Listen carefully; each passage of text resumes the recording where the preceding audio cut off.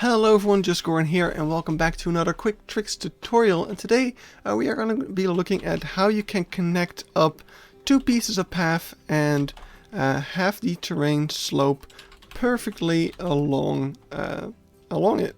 This is actually a trick that I don't use that often. It's pretty specific in terms of like when it's actually useful. I didn't come up with this trick. I actually saw someone do it like over a year ago. I think it was Dutch Lion in one of his streams, but I honestly don't know for sure. But I thought I'd share it with you guys since I used it in my upcoming St. Reginald episode to do a little bit of a slope. So yeah, let's just get into how this is actually done.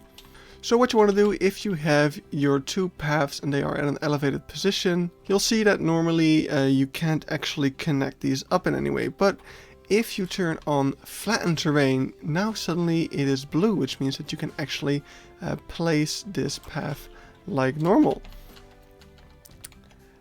And when you do, you'll see that it actually makes the terrain all for you, and you don't really have to do anything about it. Now sometimes, and I actually don't really know when this happens or not, it doesn't even do this little straight part. But when it does, you just need to take that into account and kind of just distance your path a little bit. You will see that at a certain point, yeah, it kind of wants to keep this sort of distance of like 2 or maybe that's 3 path parts. So you kind of got to play around with that a little bit, maybe, if you want to have a certain slope.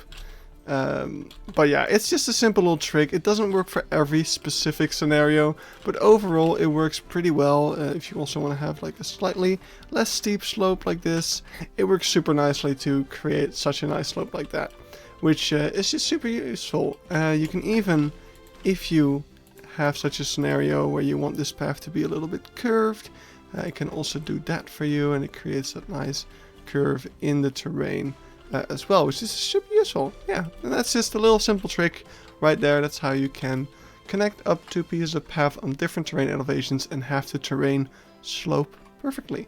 Also, by the way, when you're done, you are going to want to make sure that you disable flattened terrain again, of course, so that when you continue working on your paths, it doesn't bother you.